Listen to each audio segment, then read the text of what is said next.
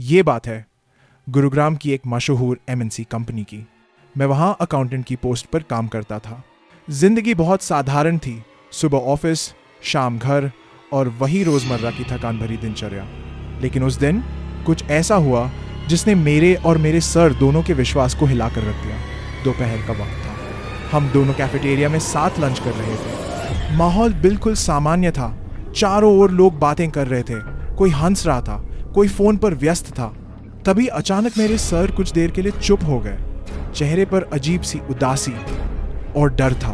मैंने पूछा, सर सब ठीक है ना? उन्होंने धीमे से कहा, आज ना मुझे अपने पुराने दोस्त की बहुत याद आ रही है। वो दोस्त जो अब इस दुनिया में नहीं है।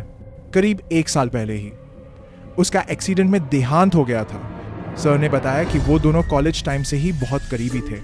फिर धीरे धीरे उन्होंने वो वाकया सुनाना शुरू किया जो आज तक उनके रोंगटे खड़े कर देता है। ये बात है दिसंबर के महीने की, जब ठंडी हवाएं गढ़वाल की पहाड़ियों को जैसे काट रही थीं। हमारे ऑफिस के 3 दोस्त, सर, राहुल और विकास, सभी गढ़वाल के ही रहने वाले थे। ऑफिस की छुट्टियों में ये तीनों अपने घर गए थे। तीनों दोस्तों के घर आपस में काफी पास पास ही थे। ठंड का मौसम था। सर ने हाल ही में एक नई टाटा टियागो ऑरेंज कलर की कार ली थी और उसी में इन तीनों को घर जाना था। जब ऑफिस खत्म हो गया तो तीनों ने उसी रात वापस जाने का प्लान बनाया। रात होते ही सब तैयार होकर सर के घर आ गए। राहुल आगे की सीट पर बैठा। राहुल आगे वाली सीट पर बैठा था, लेकिन मैं आपको बता दूं कि उन तीनों ने उस रात ड्रिंक कर रखी थी। ठंडी हवा चल रही थी, चारों तरफ सन्नाटा पसरा हुआ था। गूगल मैप चालू था और वे अपने सफर पर बढ़ रहे थे। तभी सर को अचानक बाथरूम की जरूरत पड़ी। उन्होंने गाड़ी रोकी और अंधेरे में एक पुराने पेड़ के नीचे चले गए। वहां का माहौल अजीब था। पेड़ से जैसे फुसफुसाने की आवाजें आ रही थी, मानो कोई बोल रहा हो। सर ने जल्दी जल्दी काम निपटाया और वापस गाड़ी में आ गए। गाड़ी दोबारा चल पड़ी, लेकिन कुछ ही मिनटों बाद गूगल मैप ने अजीब मोड़ दिखाया, ऐसा रास्ता जो पहले कभी दिखाई नहीं दिया था। खेतों के बीच से गुजरता वो रास्ता पूरी तरह सुनसान था।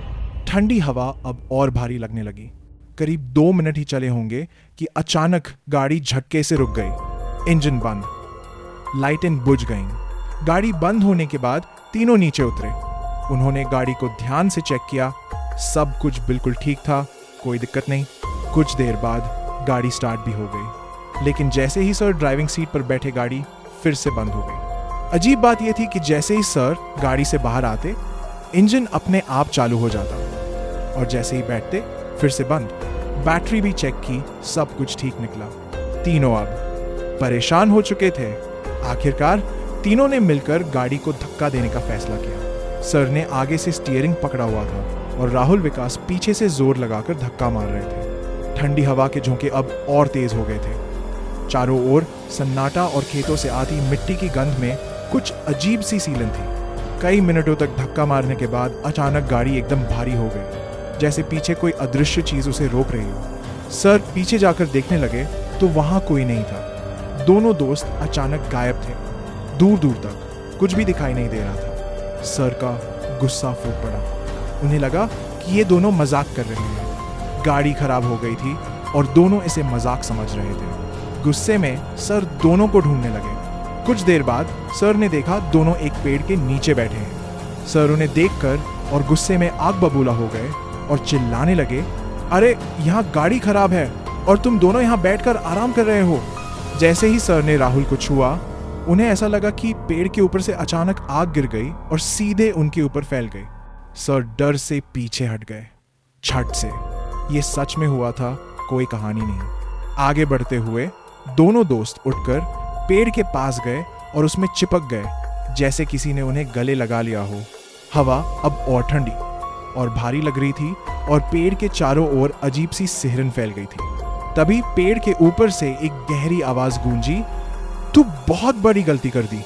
सर डर के मारे ठिठक गए और बोले, हमने क्या किया और तुम कौन हो?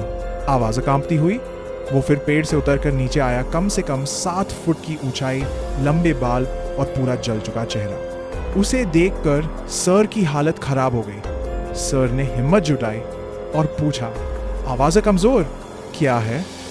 हमने क्या किया? उसने धीरे धीरे कहा, तूने अभी बाथरूम किया मेरे पीछे शमशान घाट पर, वहीं मेरी चिता जली थी, और अब तूने वहीं बाथरूम कर दिया। मैं तुम्हें मारकर अपने साथ ले जाऊंगा। सर डर के मारे फफक पड़े और बोले, आंखें भर आई हुई, गलती हो गई, मुझे माफ कर दो। करीब 5 मिनट तक उस भूत से बात हुई। फिर उसने कहा कि दोनों में से किसी एक को छोड़ दो और एक को अपने साथ ले जाओ। सर ने कांपती आवाज में हिम्मत करके कहा, नहीं, मैं दोनों को लेकर जाऊंगा। एक गलती और कर दी, उसने कहा, ठंडी हंसी जैसी आवाज। ठीक है, एक काम कर, तू साथ चल। इतना कहते ही दोनों दोस्त अचानक ठीक हो गए। डर और हलचल के बीच उन्होंने पूछा, हंसी में झट, यार हम यहां कैसे आए, और तू इतना डरा क्यों लग रहा है? सर ने धीरे से कहा, चलो गाड़ी में बैठो, आगे जाकर सब बताऊंगा। गाड़ी फिर से स्टार्ट हो गई। जैसे ही वे हाईवे पर पहुंचे, सर ने फ्रंट मिरर में देखा, वही इंसान पीछे बैठा हुआ था। मनीष आगे बैठा था और विकास पीछे। सर ने हड़बड़ाकर कहा, आवाज़ कांपती हुई, क्यों पीछे कोई बैठा हुआ है? विकास ने हंसते हुए कहा, भाई क्यों डर रहे हो? लेकिन आवाज में घबराहट। तभी वही आवाज फिर से गूंजी, इतनी ठंडी और सूनी, कहा था ना एक को लेकर जाऊंगा। जैसे ही इतना सुना, अचानक गाड़ी का अकस्मात एक्सीडेंट हो गया। सामने से एक ट्रक आ धमका। विकास और सर बच गए, लेकिन मनीष की गाड़ी में मौत हो गई।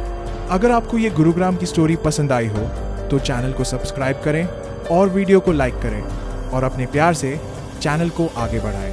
अभी मेरा ये पहला टाइम है, तो अगर कोई गलती हो जाए तो माफ़ करना। मैं ऐसे ही और भी ऊंचे कंटेंट लाता रहूँगा। धन्यवाद। मिलते हैं अगले एपिसोड में किसी और मास कहानी के साथ।